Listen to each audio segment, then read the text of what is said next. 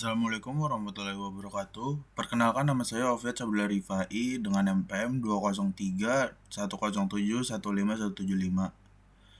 Pada kesempatan ini saya akan mempresentasikan proyek saya yang berjudul Penerapan Algoritma Kameans Clustering untuk mengelompokkan kepadatan penduduk Kabupaten Pelalawan berdasarkan kecamatan.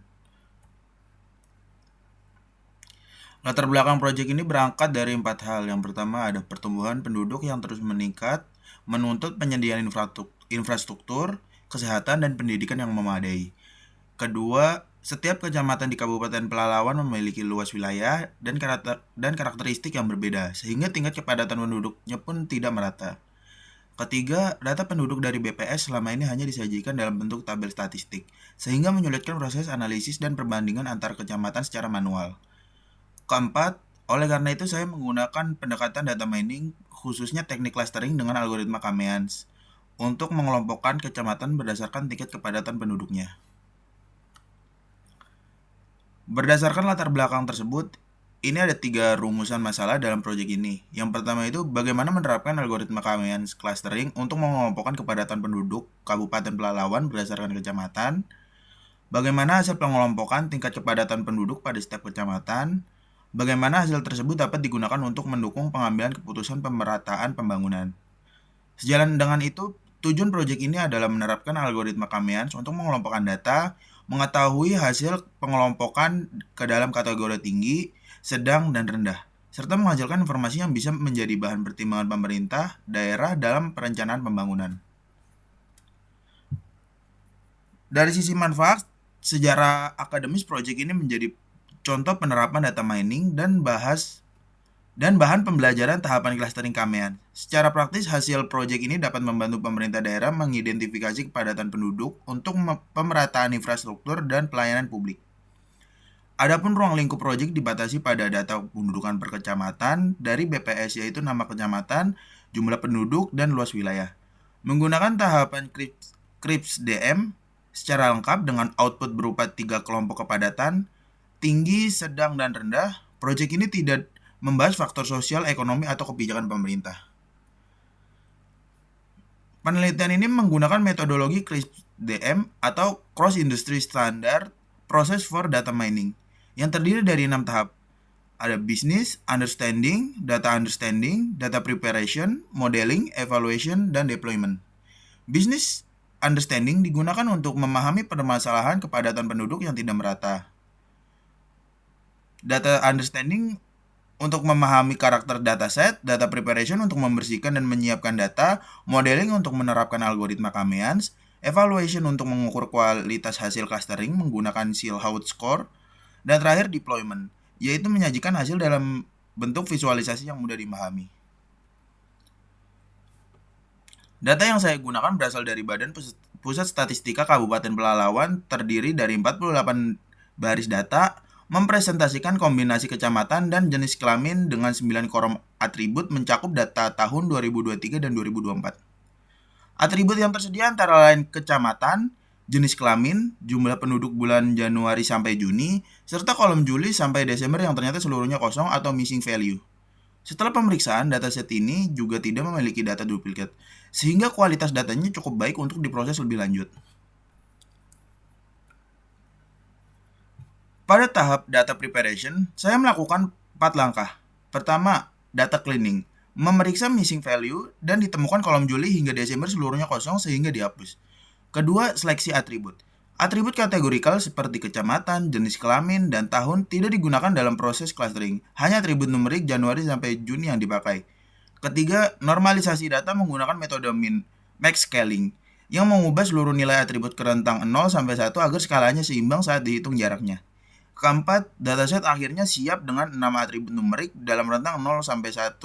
Siap masuk ke tahap modeling. Sebelum menjalankan Kameans, saya perlu menentukan jumlah klaster yang optimal menggunakan metode elbow, yaitu dengan menghitung nilai WCSS atau Within Cluster Sum of Squares pada berbagai jumlah klaster. Pada grafik terlihat bahwa penurunan nilai WCSS mulai melandai secara signifikan pada titik klaster ketiga, membentuk pola seperti siku atau elbow.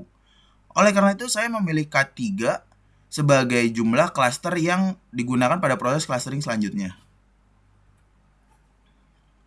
Setelah jumlah klaster ditentukan, algoritma K-means diterapkan pada data yang telah dinormalisasikan.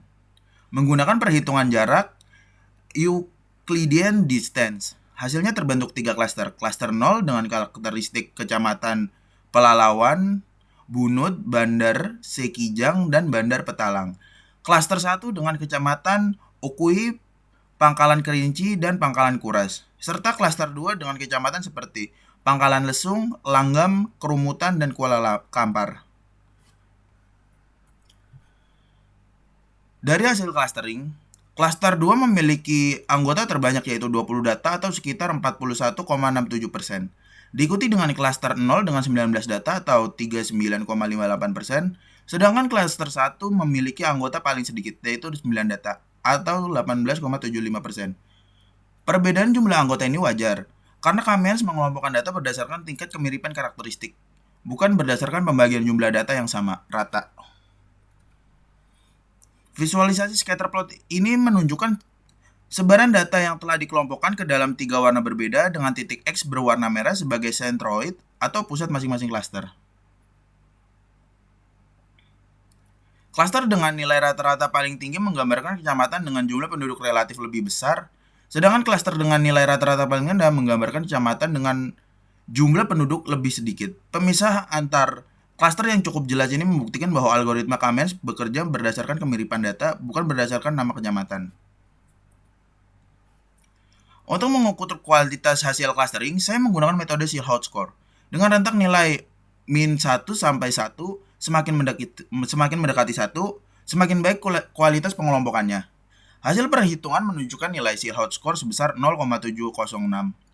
Nilai ini tergolong baik karena berada di atas 0,70, yang berarti anggota dalam satu klaster memiliki kemiripan tinggi, sementara pemisahan antar klaster cukup jelas. Dengan demikian, model K-means dibangun layak digunakan untuk mengelompokkan data kepadatan penduduk Kabupaten Pelalawan. Secara keseluruhan, implementasi dilakukan menggunakan Python di Google Colab dan bantuan library Pandas, NumPy, Matplotlib, dan scikit-learn, serta mengikuti seluruh tahapan CRISP-DM secara berurutan dan terstruktur. Hasil pengelompokan menunjukkan klaster 2 dan klaster 0 mendominasi, sementara klaster 1 menjadi kelompok kecamatan karakteristik jumlah penduduk yang paling khas atau berbeda. Hasil ini dapat menjadi informasi pendukung dalam menentu prioritas pembangunan dan pemerataan layanan publik di setiap kecamatan. Dari keseluruhan penelitian ini dapat disimpulkan 4 hal.